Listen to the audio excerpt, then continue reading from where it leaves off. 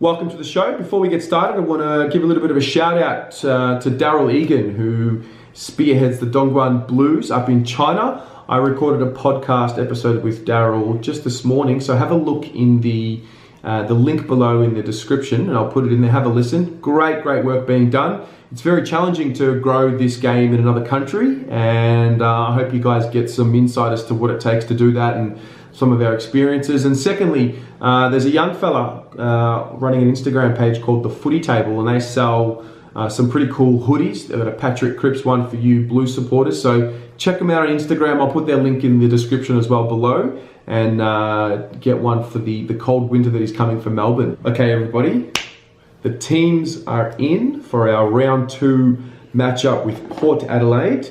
It's going to be a 4:40 p.m. at Adelaide Oval, or 9:40 a.m. here in Israel.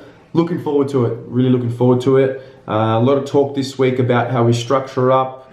If you haven't checked out Carlton live on Facebook yet, I highly recommend you do so. I was fortunate enough to be a special guest on the show with Trevor and John. And one of the themes that came up that I was really interested in talking about today was the ruck situation. We spoke a little bit about, do we need to bring in a Lobie? Do we need to bring in an extra pair of hands to help Phillips in the ruck against Lysette and Ryder? And originally I was against it, but it did make a little bit of sense as I thought about it. What's actually ended up happening is Dave Cuningham has gone out of the side with some sort of an injury. I have no idea what he's done, but it is very unfortunate because he's a guy that, he hasn't really had a good run at it with his health, and his body has given him, various different challenges to overcome. So he comes out and Cam Paulson comes in, and, we'll talk a little bit about what that means for the dynamic of the side and what the message from the coaching panel is to us and I guess to the greater footy world. Like I said earlier in the week in the preview, Port Adelaide are a very, strong club, good culture, good people, good leadership in that club, good senior players. And, when you get 4 debutants who, play like they did last week, it's going to give the senior players a bit of a shock and a jolt, and give them a little bit more excitement and some more energy. Now this week they celebrate Justin Westhoff playing his 250th game. And I believe that only Chad Corns and Warren Treadray are the 2 players who have played more games for the Port Adelaide Football Club. So congratulations to Justin Westhoff. He's going to be a pretty tough matchup for us, particularly because he's so versatile. When he goes forward, I have a lot of faith in the likes of Wiedering and Plowman and Jones, whoever ends up being on him. I have a lot of faith there, but it's on the other end when he gets around the ball, if he pinch hits in the ruck or if he's in defence. He's a very good player, and he's someone who's really he's really made a good career out of it, considering where he came from. He wasn't consistent, he wasn't great at the beginning of his career, but he's just another one of those players that prove that key position players and the big fellas take a little bit of time. So yeah, looking forward to it. I really think we can take it up to him. I really do. I'm really confident that Port, the comment early in the week that stuck with me is that they're an emotional side, and they've had this big emotional high against the D's, and I wish it was in Melbourne this week, the game, but obviously they're at home in the comforts of Adelaide, and their crowd will be up and about, and it could be a bit of a danger game if the likes of Motlop and Watts and these guys get off the leash. But in saying that, 4 debutants, can they all perform like they did last week?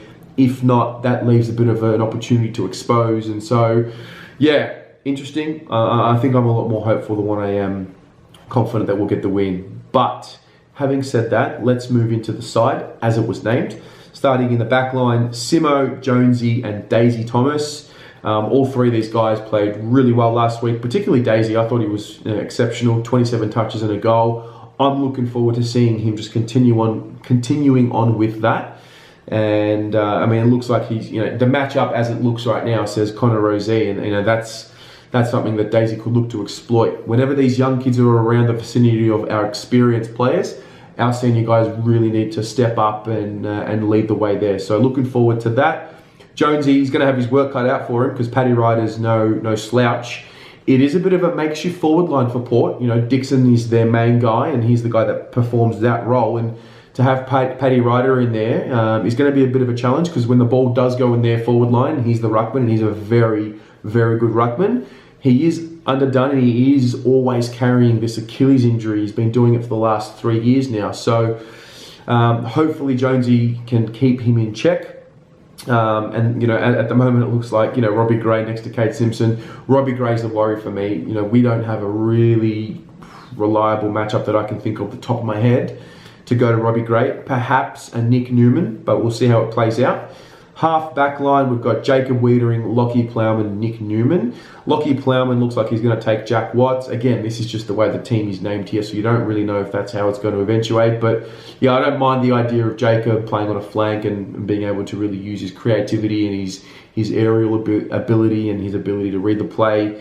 Nick Newman just needs to continue on where he left off last week, really helping drive the ball forward. That Doherty hole, that role is there. And he seems to be, if he plays like last week, it seems to be a role that he can perform week in, week out for us. I've mentioned it before, the opportunity is there in terms of game time and the way that we play, getting the ball out of defence. The opportunity is there for him to really do what he wants with the season. So looking forward to seeing that.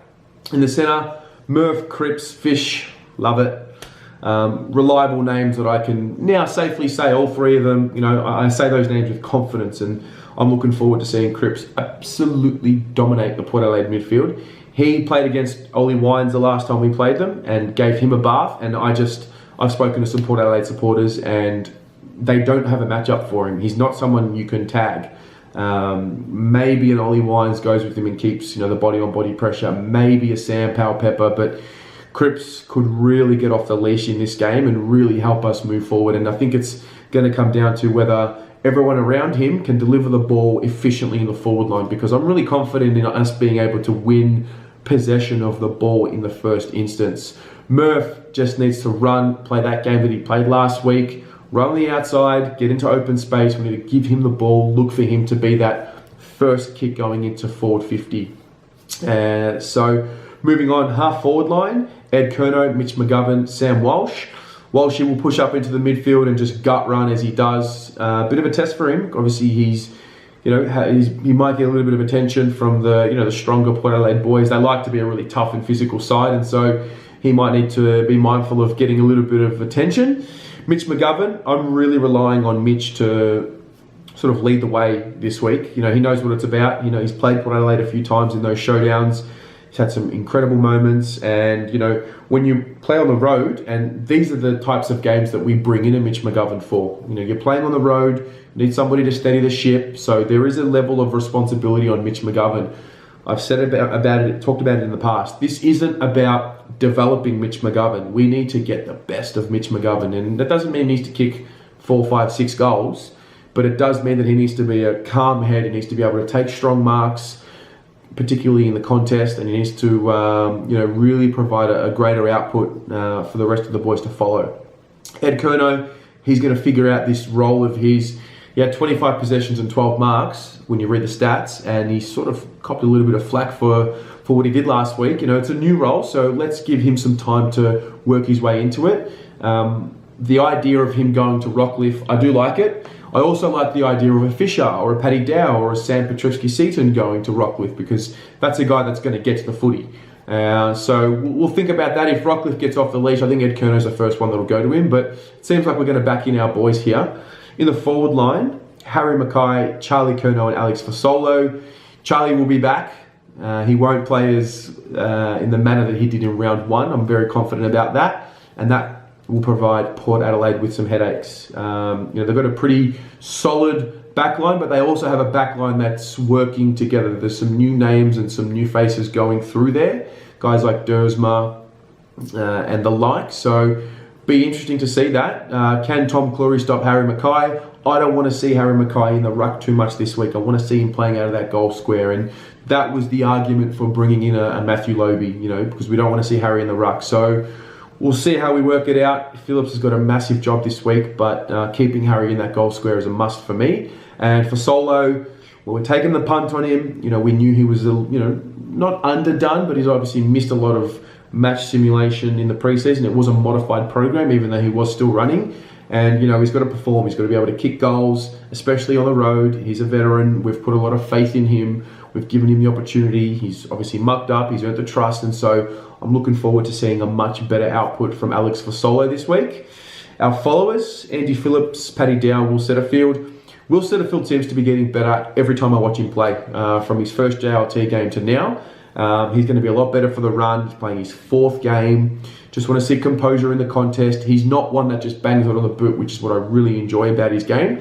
He's someone that's a little bit more composed. It's okay to get a quick handball in pressure as long as it opens up a man in space. And so I want to see him just add another layer to his game week by week. Same goes with Paddy Dow. And Phillips, it's a massive, massive game for Phillips because he's coming up against 2 genuine ruckmen, physical bodies, and he's fit. There's no doubt about that. Phillips can run out a game. But he's going to have his work cut out for him. I need to see him taking marks. Kicking a goal would be great, especially early in the game, just to really unsettle the Port Adelaide strategy. And so looking forward to seeing him go. And our interchange bench. So Samo, Paulson, Gibbons, and Garlett. Now, Garlett and Paulson, let's go one by one. So Garlett obviously needs to improve drastically from last week. I think with Garlett, he's got this skill, he's got this talent, but he sometimes doesn't have the aggressive mentality that you need to really impact in this game. It's almost like he's second guessing himself. So he needs to, I don't know what it is, but he's got to find a way to find that confidence. Next up in that bench, Michael Gibbons. I think if Paulson's come into the side, it will allow Gibbons to go a little bit more into the midfield, where he's probably a little bit more suited. Didn't find a lot of the ball last week, but looking forward to seeing him improve on that. And obviously Cam Paulson comes in. We know that he's a pressure guy. We know that we don't look at his stats too much, but listen, for me, the reality is this: you come onto the field, you're part of the team. You need to find a way to impact games. Now, if he's going to give us 7-8 tackles, fantastic.